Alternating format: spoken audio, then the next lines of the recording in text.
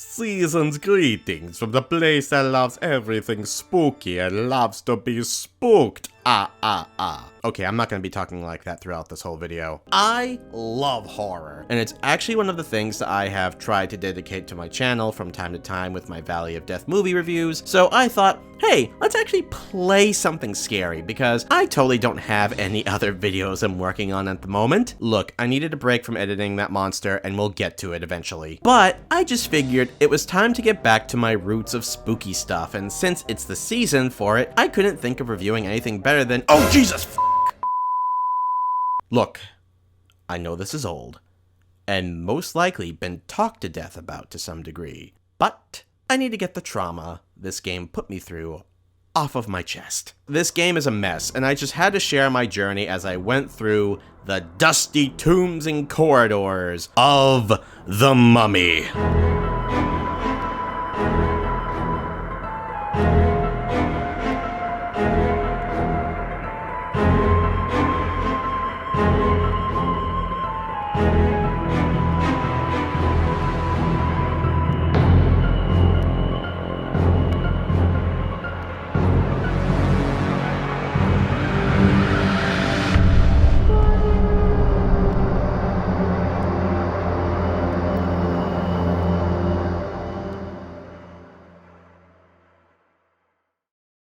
The Mummy was developed by Rebellion, who you probably know for making games today like Zombie Army Trilogy, the Sniper games, and even doing other movie licensed games that were pretty solid, like Alien vs. Predator, both for the Atari Jaguar, and the one that eventually came out on the PS3 and Xbox 360. I guess they really love this franchise. The Mummy was also published by Konami? Jeez, no wonder why this game is shit.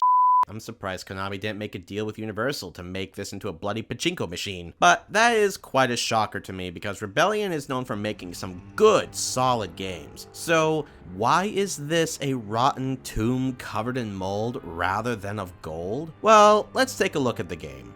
Like most movie licensed games, we start with clips from the movie, and honestly, for me, I'll always be a sucker for this kind of stuff, even if it is a cheap tactic to do rather than making your own cutscenes.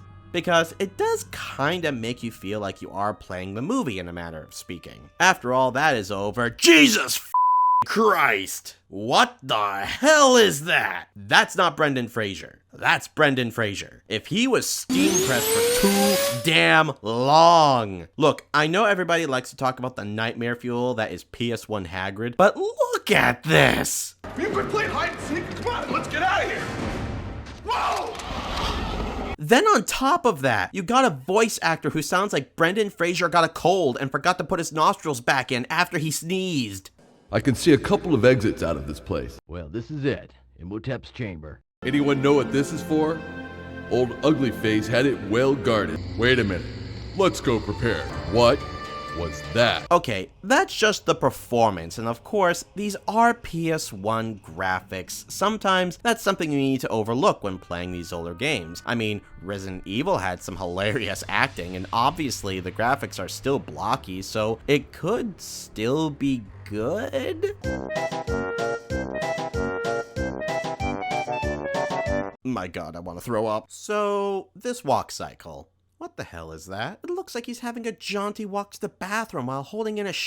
I have toddlers. I know what that walk looks like. I haven't even started a damn level and have so much to comment on. How is this bloody possible? The run looks a little better, but not by much. Then on top of that, you have this weird shuffle when walking backwards. Like, what is the point of this shuffle? In most games, including ones from this period, your character would just turn around once you point the controller stick backwards. But this is weirdly similar to tank controls. Unpopular opinion, I have no problems with tank controls when they are in the right setting, such as games like Resident Evil. But here, it causes a lot of problems, especially when you start getting into situations involving combat.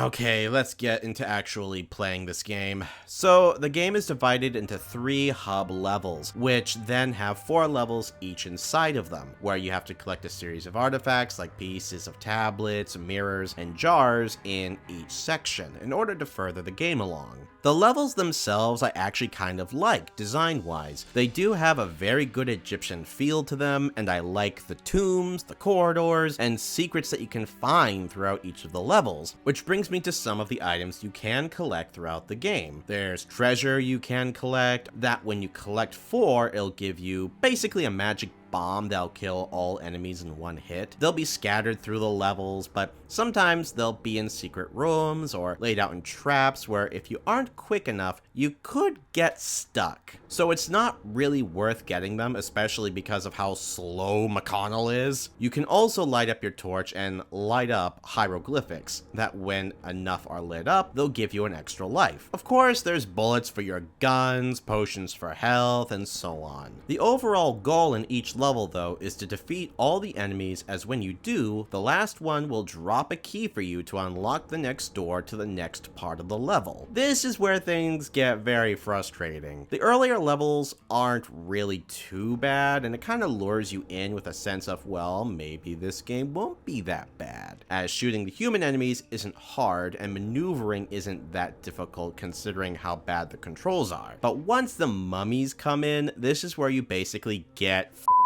all but 2 of the mummy enemy types are all melee based, and because most of your weapons are guns, once they get to you, they will basically stun lock you to death. Now, it is possible to do the same to them if you keep shooting, but the mummies always come in groups of at least 2, if not more. So you always have to try and make sure that you are shooting both mummies, because if you don't, they will catch up to you and play whack-a-mole with you. It becomes increasingly unfair as you go through the rest of the levels, because you will always be unfairly swarmed by mummies, because the controls are clunky, slow, and the hit detection is atrocious, as it seems the mummies will always hit you. But you have to be a lot more specific when at least using, let's say, your sword. You have to be right up in their business if you even want to hit them with your sword, and because of the attack animation, it leaves you wide open to be attacked. There is a bit of a risk reward with melee, as the sword can kill the enemies a lot faster than most of your guns, but it's not worth it. But you do need to use your sword from time to time, because you'll run out of ammo faster than the government runs out of money. This almost feels like it's a survival horror game, but unfortunately, the only horrifying thing is Brendan Fraser's smushed, melted face. You need to conserve your ammo, because if you don't, you will only have your sword, which, as mentioned, can kill a lot quicker, but it's just not worth losing your lives over. Which, by the way, you're gonna die a lot. I am playing the game with infinite lives because if I didn't, I wouldn't be beating this game at all, which most of the times I died were on these particular levels. So there are these 2D side-scrolling and 3D running or riding down the river segments of the game where you have to avoid obstacles by jumping or ducking. Because of the wonderful hit detection as well as the delayed and clunky controls, you are going to not only die a lot, but you are going to wish for death. If you as much as stub your toe on a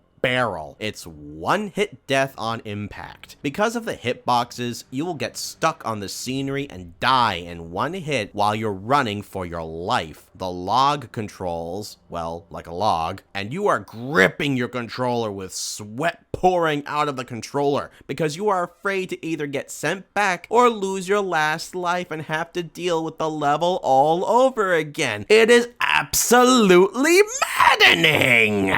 Which is such a bloody shame, because the biggest issue that I have been bringing up is mostly the controls, your overall movement and the hit detection, because outside of that, there's quite a bit to like about the game. I love the level design, most of the time when the controls aren't you over, but I do like how the levels look for a PS1 game. I like that there are secrets and traps, as this feels like the people who were making it were trying to put in at least some sort of effort. The enemy design is pretty sweet too. There really aren't that many mummies in the movie, but they came up with a lot of different enemy types, and some of those enemy types even have different looks to them. So I commend them for that. One of the boss battles is even a little bit cool too, to be honest, with a giant golden Anubis statue coming to life. The other 2 bosses, not so much. Really? really not so much. One of the bosses finds you fighting against Anaxanamen, the mummy's girlfriend, where instead of fighting her, you need to walk all over these floor tiles to light them up, and then that's when she is defeated. However, she is far too quick and will eventually catch up to you, where then she makes out with you to death, which, based on the actress who played her, not a bad way to go out. Although you do have to feel bad for her when she's making out with this thing. You will have to do this over and over again, just like other levels, and although imaginative to some degree, it's just dull and of course frustrating. The very last boss is of course Imhotep, which...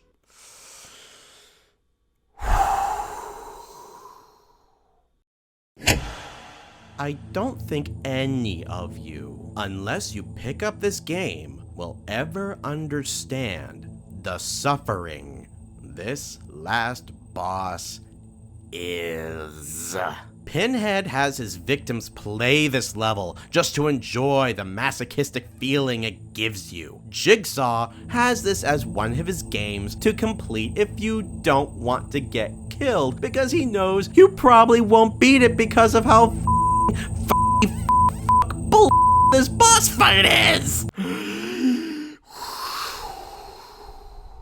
I think I blacked out for a sec. So, Imhotep has 3 phases. The first one is you need to free Evie, which requires you to slash at the chains. Imhotep has a few attacks, but if you even have the gall to immediately jump over to free her, he hits you with a one-hit kill shockwave that you can't jump over, stand on top of Evie and jump higher, just nothing. So then you have to kind of just figure out, well, maybe I have to fight Imhotep? No, he just kills you in a few hits and you can't hurt him. So what you have to do is jump over, hit a chain or two, jump back over, and just run all the way over to the edge of the level so it doesn't hit you. Or better yet, just run over to Imhotep and he just decides to not attack you with that shockwave anymore, leaving you free to free your girl. The second phase has you trying to dodge and get away from ghosts while Imhotep fires blue balls at you. Now, you can only kill the ghosts with your sword. Guns don't work, and you can't hurt Imhotep with a sword or guns. So you have to make absolutely sure that you have those magic bombs to throw at Imhotep, and that somehow gets you to the third phase. Now, is there any information given to you to deal with this part of the boss fight?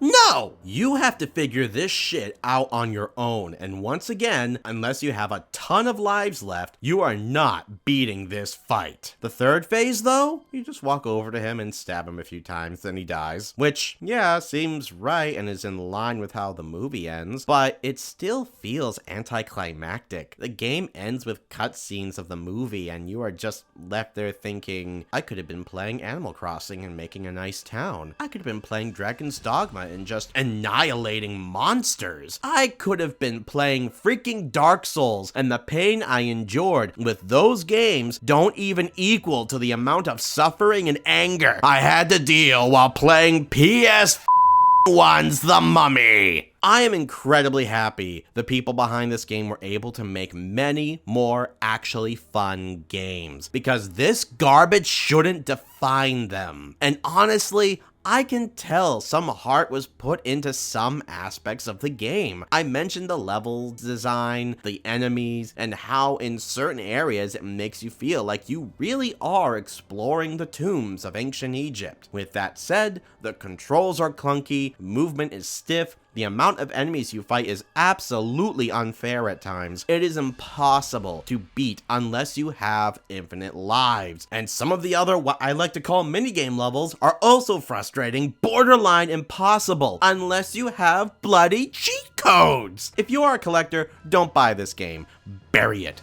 Go into the desert and bury it. Put traps around its tomb and make sure that no one will ever be able to find it. And while you're at it, don't buy any of the other Mummy games. Bury them in separate tombs with traps and curses. Nobody should ever see these games. They will devour your humanity. They will suck the very soul and life essence out of you, just so that one day they can rule the world and bring their dead girlfriend back to life. Sir, this is a Wendy's. Oh, right, I'm sorry. Anyways, happy Halloween to all of you. Watch some scary movies, enjoy your holiday, play some very fun, actually good horror video games. Now, if you don't mind, I'm gonna go bury myself in my ancient tomb. Fare thee well.